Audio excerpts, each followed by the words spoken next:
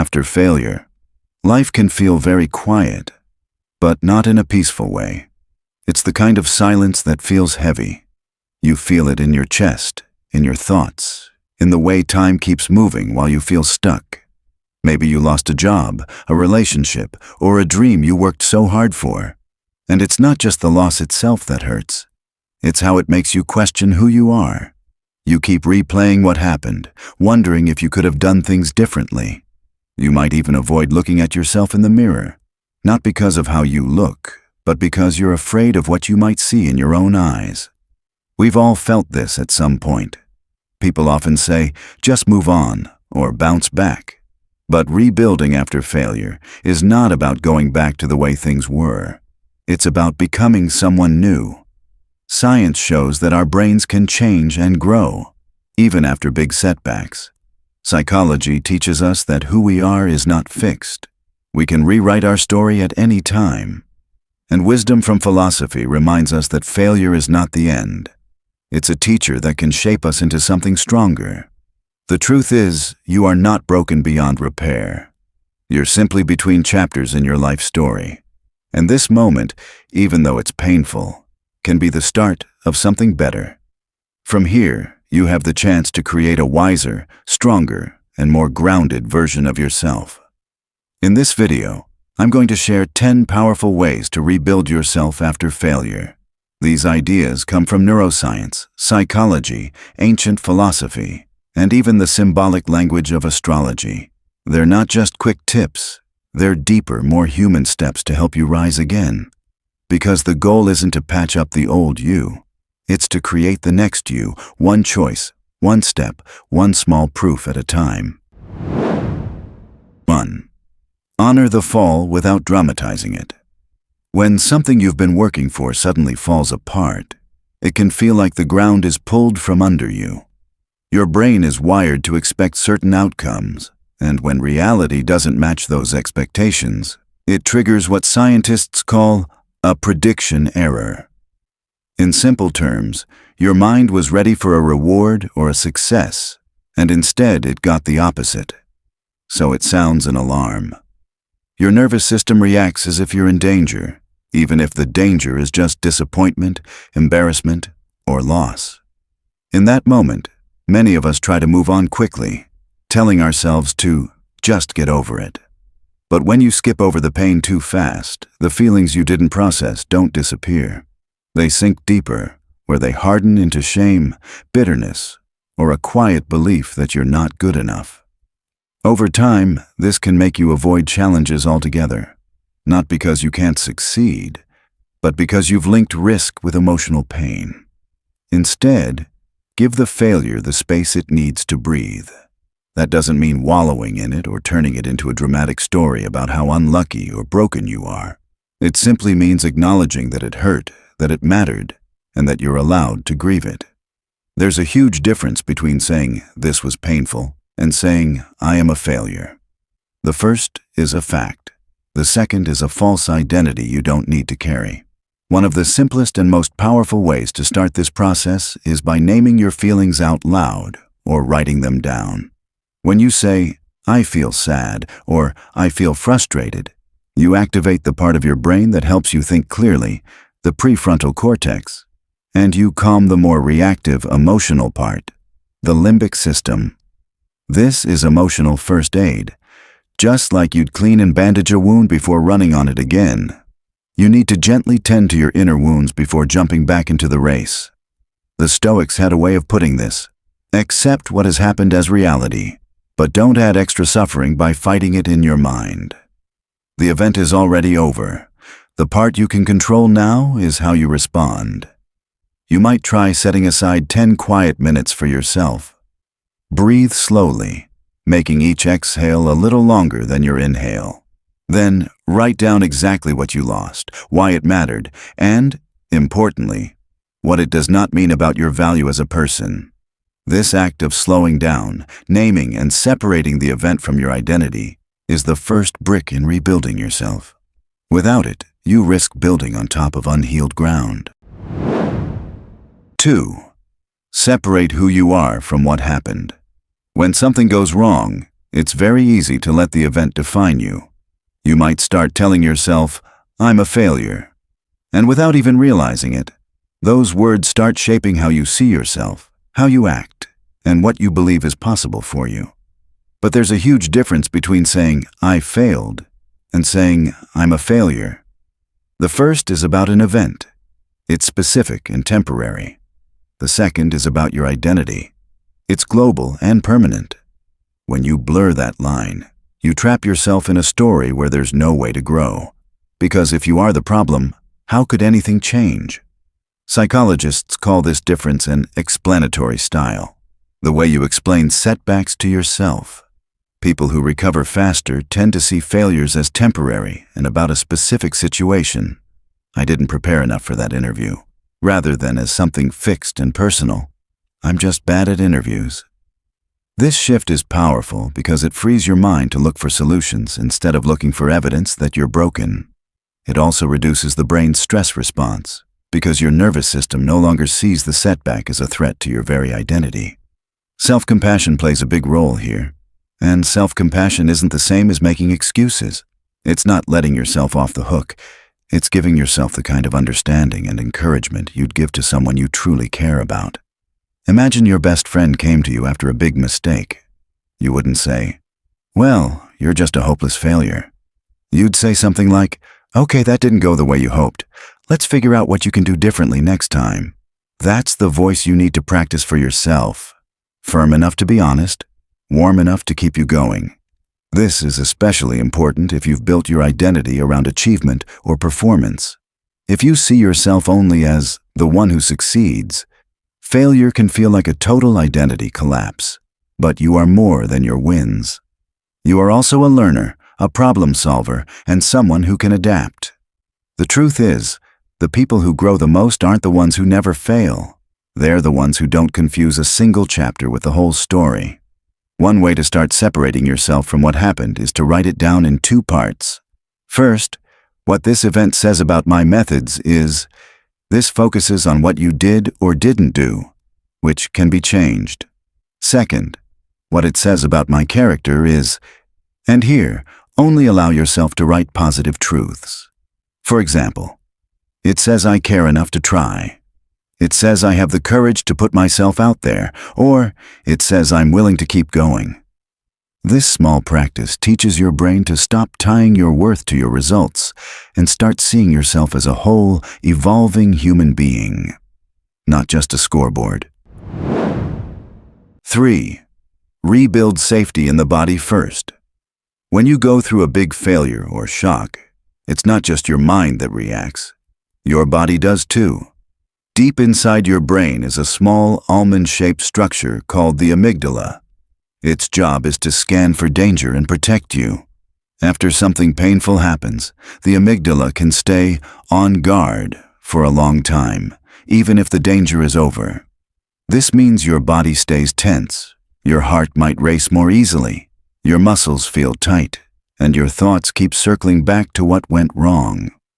When your body is in this alert state, your brain finds it hard to think clearly or creatively because it's busy making sure you survive. That's why, before you can truly rebuild your life, you have to help your body feel safe again.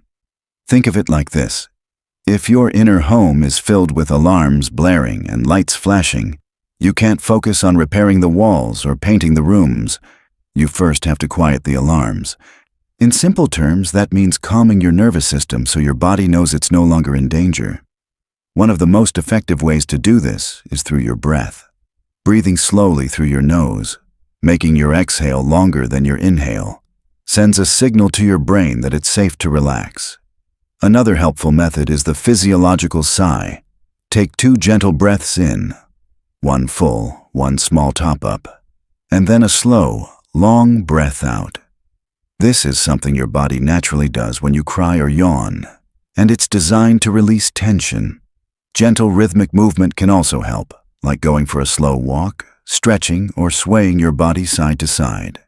These activities stimulate your vagus nerve, a key pathway that connects your body and brain, and help shift you from a state of fight or flight into a state of rest and repair. Even simple grounding techniques like noticing 5 things you can see, 4 things you can touch, 3 things you can hear, can remind your mind that you are here, now, and safe. And don't underestimate sleep. When you sleep, your brain literally cleans itself, processes emotions, and repairs connections between nerve cells. It's like a nighttime reset button for your mind and body. Without enough rest, it's harder to think clearly, manage emotions, or make good decisions. In symbolic astrology, this step is like tending to your Cancerian inner home, creating a warm, safe, and nurturing space inside yourself before you start taking risks again. You wouldn't try to grow new plants in dry, cracked soil. In the same way, your new plans and goals will grow stronger if your body feels like a safe place to live. A simple starting point. Twice a day, pause for 1 minute. Inhale slowly for 4 seconds, exhale gently for 8 seconds, and then pause for 2 seconds before breathing in again. Repeat 3 times. This tiny habit tells your nervous system, "We're safe. We can rest now." Over time, that sense of safety will give you the mental space you need to rebuild with clarity and courage. 4. Make a clean map of control.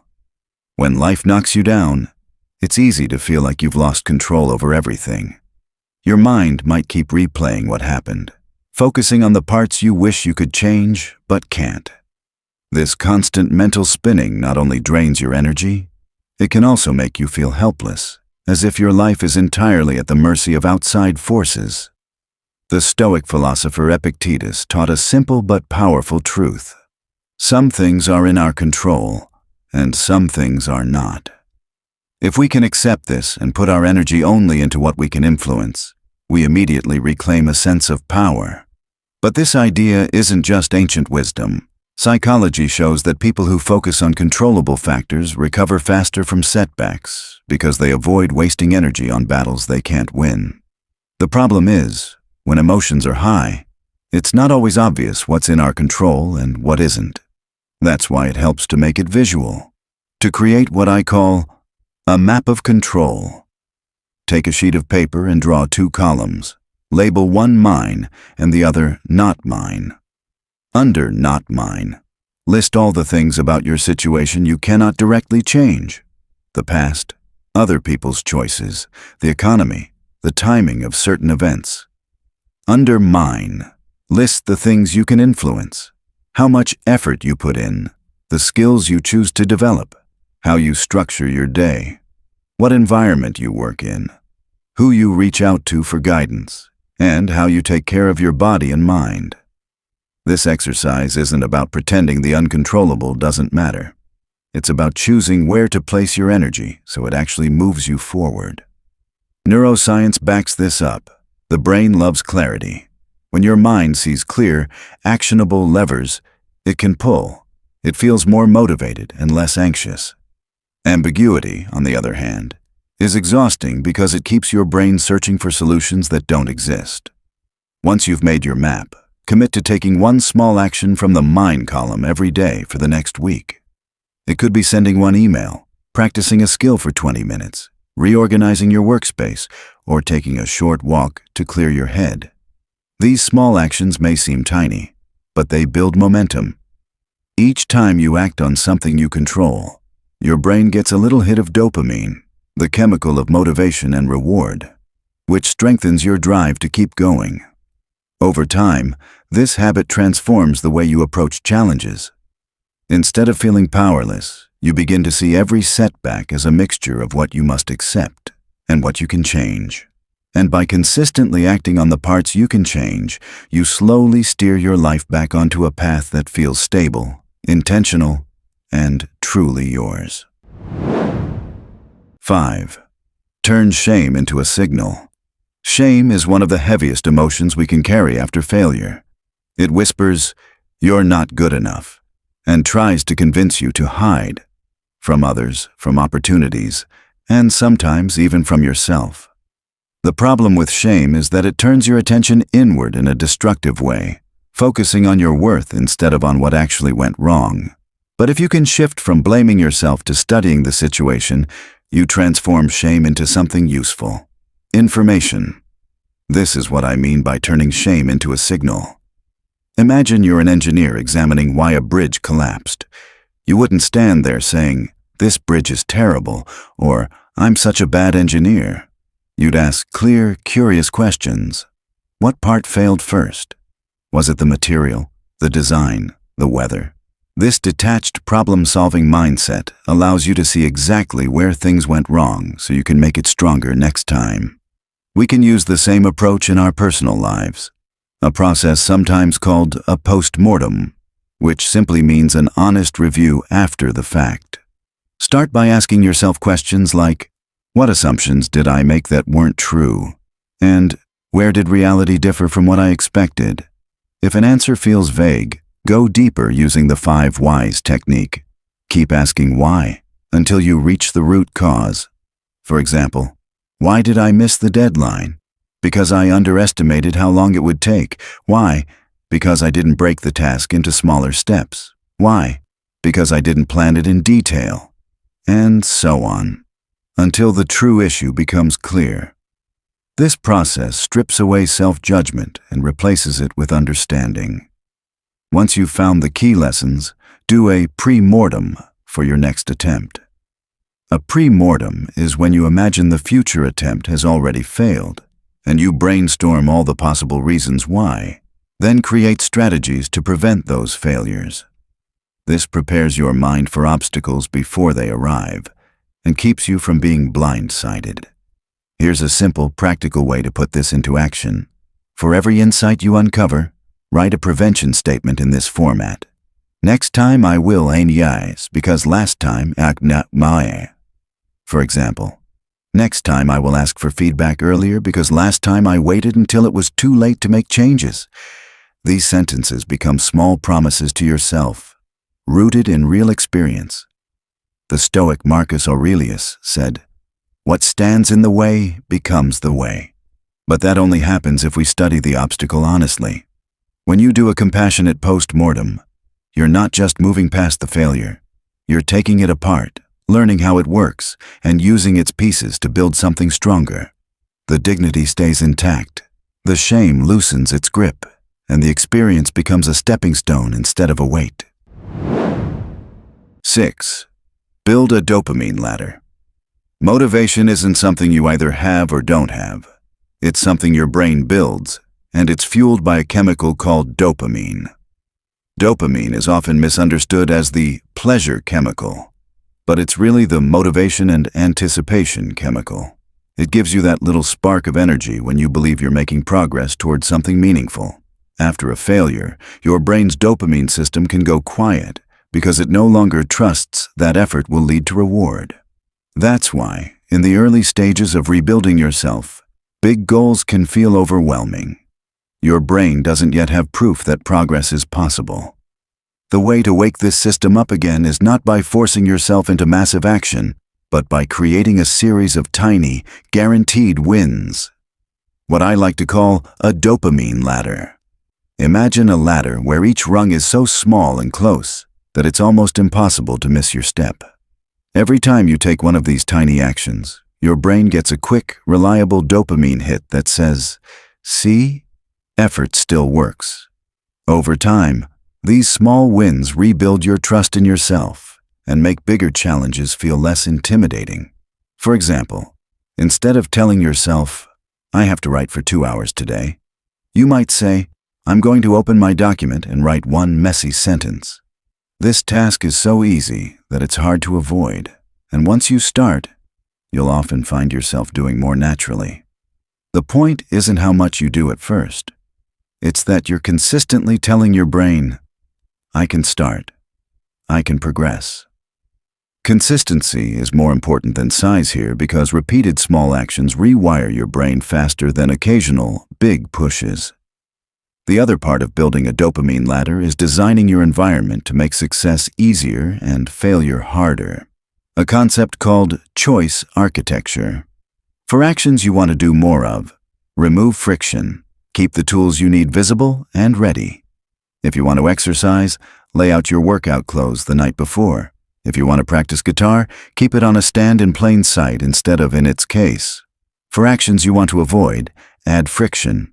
Delete distracting apps from your phone's home screen, turn off unnecessary notifications, or store tempting snacks in a hard-to-reach place. These environmental tweaks remove the constant battles with willpower and allow your brain to focus on forward steps. Your personality also plays a role here. If you naturally score high in conscientiousness, meaning you like order and structure, you might find checklists and tracking tools very motivating. If you're higher in openness, meaning you crave variety and new experiences, you'll want to rotate between 2 or 3 types of small wins so you don't get bored. The point is to work with your brain's natural tendencies, not against them. Start with a 2-minute restart ritual you can do every single day, even on your worst days. This might be as simple as open the document, write down the top task for the day, and do the very first micro step toward it. Over time, these micro steps turn into momentum. Momentum turns into confidence, and confidence turns into a natural desire to take on bigger goals. It's like climbing a ladder, one small rung at a time until you suddenly realize you're much higher than you thought. 7. Act by values, not moods. When you're trying to rebuild after failure, your moods can change from one moment to the next. Some days you might wake up feeling motivated and ready to work. Other days you might feel tired, discouraged, or even hopeless. If you let your moods decide what you do, your progress will be unpredictable, because moods are temporary and easily influenced by stress, sleep, and circumstances. This is where values come in. Values are the qualities and principles that matter most to you. Things like courage, honesty, kindness, creativity, or service. Unlike moods, values don't change from hour to hour. They are more like a compass that always points in the same direction, no matter how stormy the weather gets. Living by your values means making choices based on what matters most, rather than how you happen to feel in the moment. For example, if one of your values is courage, you can still take a small, brave step even on a day when you feel nervous or unmotivated. If one of your values is craftsmanship, you can still put care into your work, even if you don't feel inspired. This approach comes from acceptance and commitment therapy, which teaches that when we connect our actions to our values, we create a deeper and more reliable source of motivation. We no longer have to wait until we feel like it. We simply ask, what would living this value look like right now? And then, do that. It's important to think of values as verbs, not nouns. Courage as a noun is just a concept. Being courageous as a verb means taking a specific action, speaking up in a meeting, having a difficult conversation, or trying something new even if you might fail. When you treat values as living actions, they become practical tools you can use every single day. You can make this very simple. Pick 3 values that matter most to you right now. Maybe they're resilience, learning, and kindness. Then, for each one, come up with one small action you can take today that expresses it. For resilience, it might be sending one job application even after a rejection.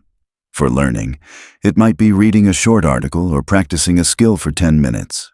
For kindness, it could be checking in on a friend or offering a sincere compliment. None of these actions need to be big or dramatic. What matters is that they are clear expressions of who you want to be. Think of your values like a North Star. You may never physically reach it, but it always shows you the direction to walk in. When you build your days around values instead of moods, you stop waiting for the perfect feeling or the perfect conditions. You start living as the person you want to be, even before the big goals are achieved. Over time, this steady alignment not only helps you rebuild your life, it helps you create a life that feels meaningful, no matter what challenges come your way. 8. Re-enter the arena gently. When you've been hurt by failure, it's natural to want to avoid situations that might make you feel that pain again. Your mind starts whispering, "Don't try. It's safer that way." At first, this avoidance feels comforting, like you're protecting yourself. But over time, it quietly shrinks your world. Opportunities seem scarier. Challenges feel bigger. Even small risks start to feel like mountains. The problem is, your brain learns through experience, and if it never experiences safe, successful steps forward, it keeps assuming that risk equals danger. The way to break this cycle isn't to throw yourself straight back into the most intimidating situation that can overwhelm you and confirm your fears. Instead, you re-enter the arena slowly, using a method called graduated exposure. Think of it like building a ladder, with the easiest and safest version of the challenge on the first rung and the hardest, most intimidating version at the top. You start on the bottom rung, practicing until it feels almost boring, then move up to the next rung. This way, your brain learns, step by step, that not every challenge ends in disaster. For example, if you failed at giving a big presentation and now fear public speaking, your ladder might start with simply practicing speaking out loud to yourself. Next, you might record a short video for a friend. Then, share your thoughts in a small group you trust. After that, try giving a mini-talk in front of a small audience. Only after those steps would you attempt another large presentation. Each step teaches your nervous system, "I can do this," slowly replacing the body's threat response with a sense of safety and control. This shift matters because of how our brains are wired. When you face a challenge, your brain can operate in either a threat state, where it focuses on survival and avoids risk, or an approach state, where it becomes curious, open, and willing to explore. Graduated exposure gently moves you from threat to approach, restoring your natural boldness without forcing you into panic. Remember, courage doesn't mean you stop feeling fear. It means you retrain fear. You're showing your brain, over and over, that you can handle discomfort and come out stronger. By the time you reach the top rung of your ladder, the thing that once froze you will feel far less intimidating, not because it magically became easy, but because you built the strength to meet it. 9. Build your counsel and your containment. When you're trying to rebuild yourself after a setback, doing it completely alone can feel like trying to climb a mountain without any safety gear. You might make progress, but the climb will be harder, lonelier, and more dangerous. We humans are wired for connection. Our nervous systems actually calm down when we feel safe with someone we trust. In those moments when your confidence wobbles, a steady, grounded person can act like a borrowed prefrontal cortex, the part of the brain that helps you think clearly and make good decisions. When you're emotionally overwhelmed, they help you slow down, see things in perspective, and avoid spiraling into self-doubt. This is why it's important to build a small council, a circle of people who each bring something valuable to your recovery. You don't need a crowd. In fact, too many voices can make things noisy and confusing. Instead, think of 3 key roles. First, the encourager, someone who believes in you even when you don't. They remind you of your strengths and cheer you on when you feel stuck. Second, the strategist, someone practical who can help you plan your next steps, offer solutions, and spot opportunities you might miss. Third, the truth teller, someone honest enough to tell you what you need to hear, even if it's uncomfortable. But who does it with kindness, not cruelty?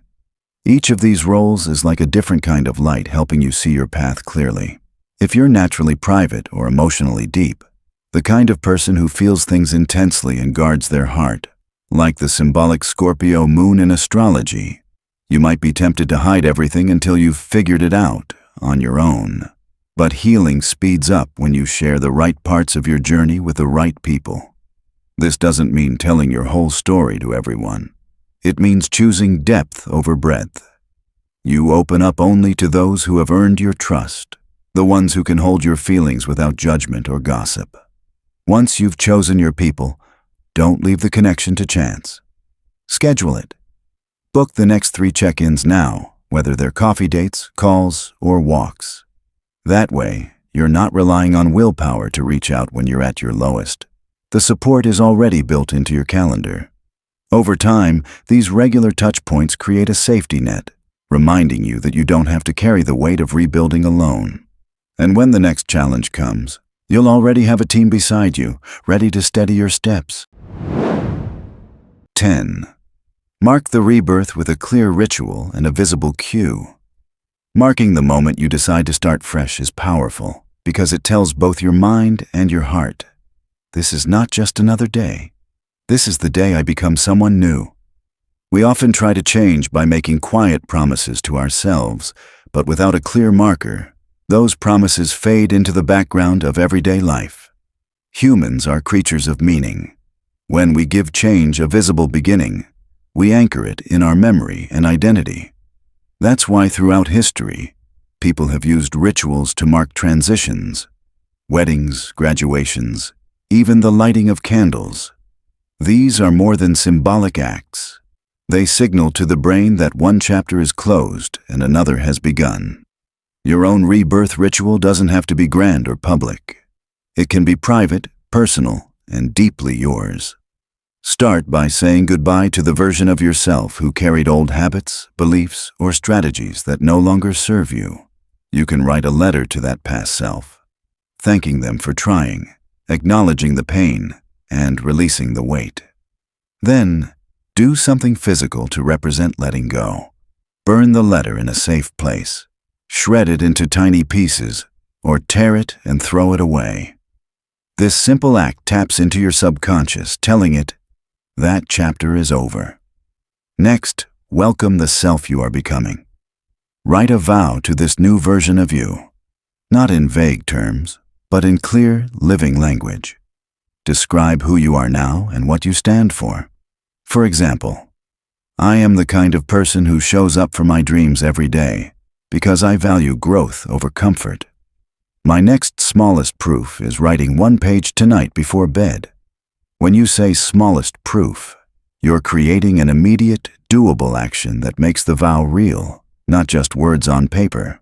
Then, choose a physical cue in your environment that will remind you daily of this vow. It could be as simple as clearing your desk to make space for new work, resetting your calendar to reflect your new priorities, wearing a bracelet that represents your commitment, or setting your desktop wallpaper to your vow in bold letters. Every time you see it, your brain gets a small reminder. This is who I am now. In astrology, Pluto represents transformation, the death of the old and the birth of something deeper, wiser, and more authentic. This process is like the phoenix, which doesn't rise to become what it once was, but something entirely new. You are not returning to who you were before failure. You are moving toward a truer, stronger version of yourself. If you treat this moment with intention, it will feel different from every failed resolution you've made in the past. You'll have a symbolic ending, a clear beginning, a daily reminder, and an action plan that's small enough to succeed. That combination is what turns a wish into a turning point. In conclusion, rebuilding yourself after failure is not something that happens overnight. It's a slow, steady process, like planting seeds and waiting for them to grow. Some days you'll feel strong, other days you'll wonder if you're moving at all. But every small step you take is proof that you are not stuck. You are becoming someone new. Remember, your past does not decide your future. What matters is the choices you make today and the way you keep showing up for yourself. You've made it through things before, and you will again. The cracks in your heart are not signs of weakness. They are places where light can come in. If this video has helped you or given you hope, I'd love for you to be part of this journey with me. This isn't just a channel. It's a growing community of people who believe in rising after falling and in becoming stronger, kinder, and wiser than before. So if you haven't yet, click subscribe and join us. And if you found this message valuable, please give the video a like. It really helps more people find it, and it tells me that these words are reaching hearts that need them. Together, we can turn our setbacks into comebacks.